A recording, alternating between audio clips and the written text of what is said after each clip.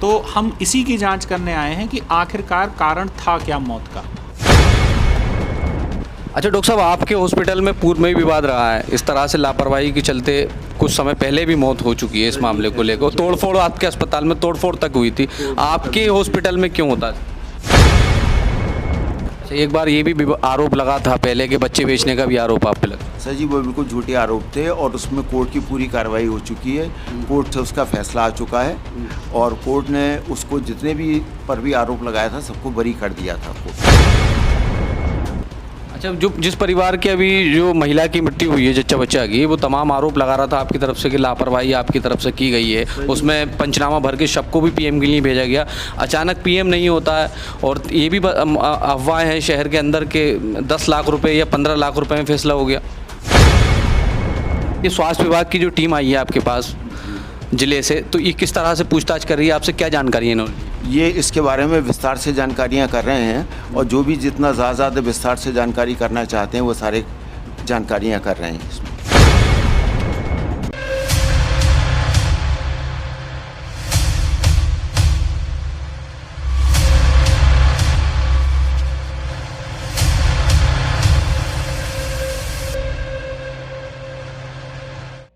हम इस समय मौजूद हैं प्रकाश नर्सिंग होम में, जहां पर 3 दिन पूर्व जच्चा बच्चा की मौत हुई थी और मौत के बाद यहां के डॉक्टर स्टाफ पर लापरवाही का आरोप लगाकर हंगामा किया गया था। उस मामले में तमाम तरह के विवाद सामने खड़े हुए थे और साथ ही उस पूरे मामले में जो बॉडी थी, जो कि प्रसव के लिए यहाँ पर महिला आई थी, जो उसकी बॉडी थी उसकी पोस्टमार्टम के लिए भेजा गया था, पर पोस्टमार्टम नहीं हुआ। बीच में ये बात सामने आई कि उस मामले में फैसला हो गया। अब इस पूरे मामले में स्वास्थ्य विभाग की तरफ से एक जांच बिठाई गई, जो कि जिलाधिकारी मनीष बंसल ने पूरे मामले का संज्ञान लिया और जांच टीम यहाँ पर इस समय अंदर है, जो कि जांच टीम के जो कि जांच अधिकारी बनाए गए हैं वो नोडल अधिकारी मनोज चौधरी बनाए गए हैं। आप देख सकते हैं यहाँ पर डॉक्टर हरिप्रकाश से कुछ पूछताछ की जा रही है और डॉक्टर मनोज चौधरी जो कि संभल के नवीनीकरण के नोडल अधिकारी हैं, जिनको इस पूरे मामले का जांच अधिकारी बनाया गया है, ये पूरे मामले की जांच कर रहे हैं।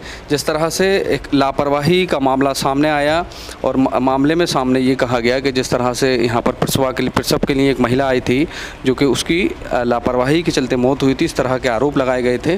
पर पहले उसमें कार्रवाई की बात हुई, पर कार्रवाई उसमें नहीं हुई। पर स्वास्थ्य विभाग ने स्वतः संज्ञान लेते हुए इस पूरे मामले में जाँच कर रही है इसमें टीम। और यहाँ पर जो कि पूरे नोडल नवीनीकरण के अधिकारी हैं मनोज चौधरी वो आए हैं और डॉक्टर हरिप्रकाश से यहाँ पर जानकारी ले रहे हैं।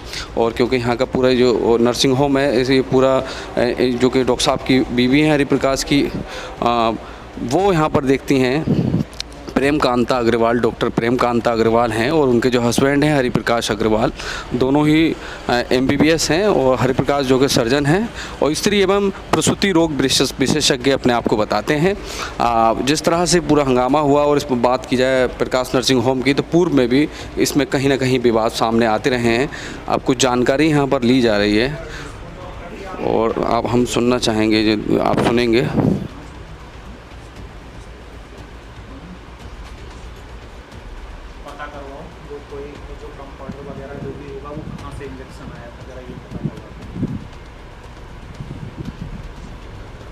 अभी बताइए पता करवा के, एक्चुअली में हमें उसका एक सेट वो लेना पड़ेगा ना, पता करवाइए पहले आप।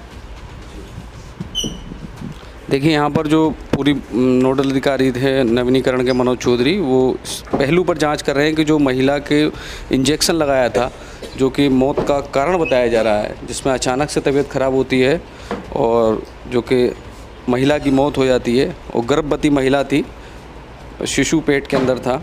अब इसी बात को लेकर मनोज जी ने डॉक्टर हरिप्रकाश जो कि यहाँ के सर्जन हैं MBBS, उनसे कहा है कि ये पता लगाइए कि ये इंजेक्शन कहाँ से आया था।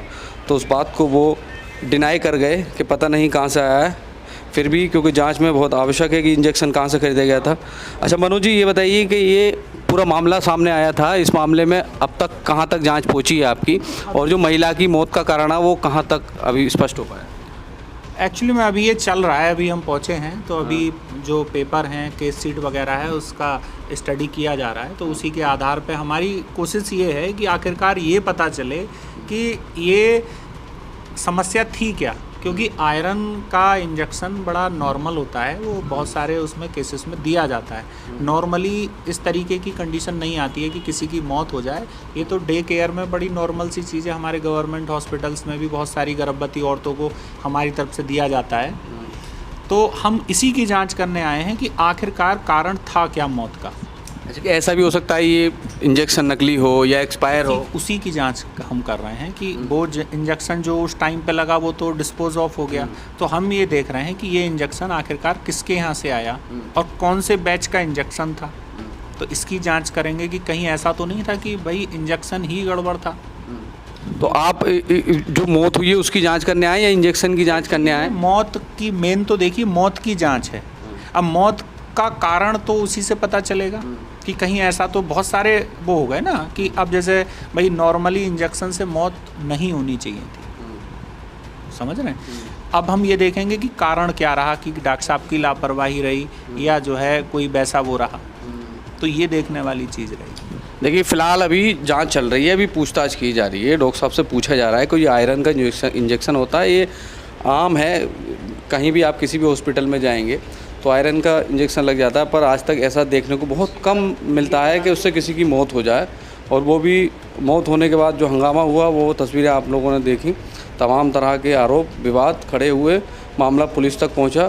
फिर एकदम ही क्या होता है कि जो पीएम के लिए बॉडी जाती है वो बिना पीएम हुए वापस आ जाती है और उस पूरे मामले में फैसला हो जाता है। पर स्वास्थ्य विभाग की तरफ से अभी कोई ऐसी बात कही नहीं गई है, क्योंकि इसमें डीएम जिलाधिकारी की तरफ से इसमें स्वतः संज्ञान लेते हुए इसमें एक जांच कमेटी बनाई गई जो जांच करने आई है।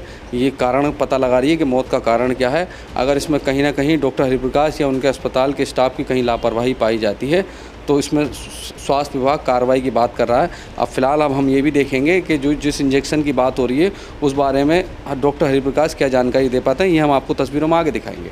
डॉक्टर साहब, जिस तरह से 3 दिन पूर्व यहाँ पर ये पूरा विवाद हुआ, जच्चा बच्चा की मौत का मामला है, लापरवाही के तमाम आरोप लगाए गए, इसमें क्या सफाई है आपकी तरफ से? सर, इसमें सफाई ये है कि एक दुर्घटना थी, एक हादसा था जिसमें कि इंजेक्शन टेस्ट डोज के बाद लगाया गया था। आधे घंटे तक उसकी टेस्ट डोज चली थी।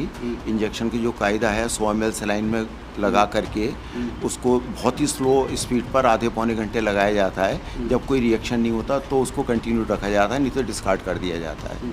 जब उसको कोई रिएक्शन 2:30 बजे तक नहीं हुआ था तो उसको यूजुअल स्पीड पे कर दिया गया था इंजेक्शन उसको।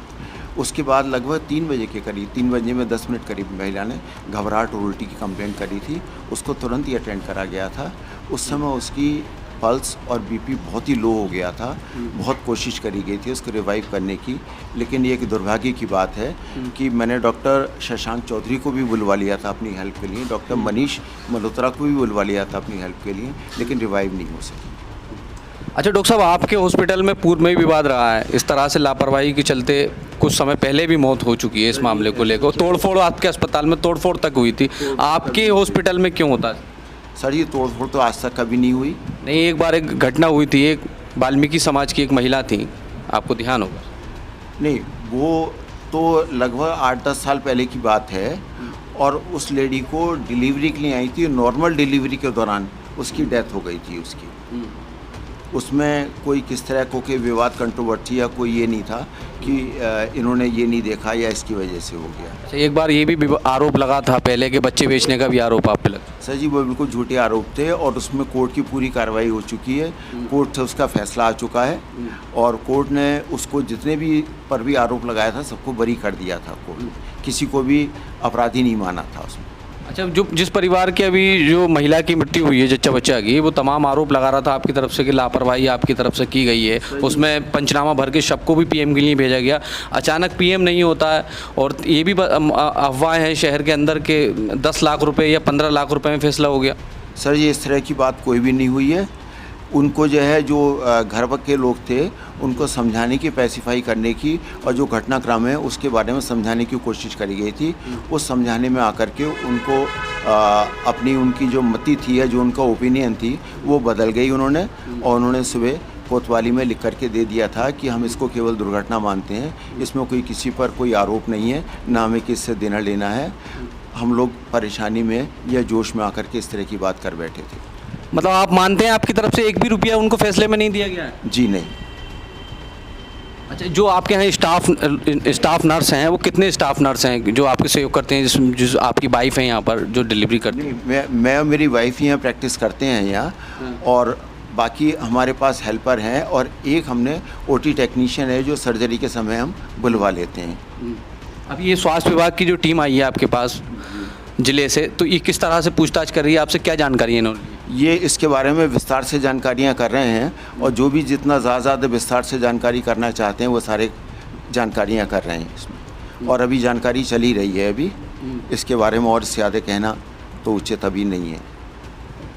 देखिए, ये थे डॉक्टर हरिप्रकाश अग्रवाल, सर्जन है शहर के, और जिस तरह स्वास्थ्य विभाग की टीम अभी जानकारी इनसे कर रही है, अभी लगातार इनकी पूछताछ इनसे जारी है, क्या क्या कारण था मौत का, और जो पूर्व में इनके ऊपर आरोप लगे हैं उनको भी इन्होंने डिनाई किया है। और जिस तरह से शहर के अंदर बातें हैं कि 10 लाख में, 15 लाख में, 20 लाख में फैसला हुआ, इसीलिए पीएम नहीं हुआ, ना ही एफआईआर दर्ज हुई और मामला साँठ गाँठ कर निपटा दिया गया, पर उसको भी डॉक्टर साहब की तरफ से डिनाई कर दिया। ये देखना होता है कि जिस तरह से स्वास्थ्य विभाग की टीम की तरफ से जांच की जा रही है, अब ये जांच ही तक मामला सीमित रहता है या जांच से आगे ये गाड़ी पहुंच पाती है।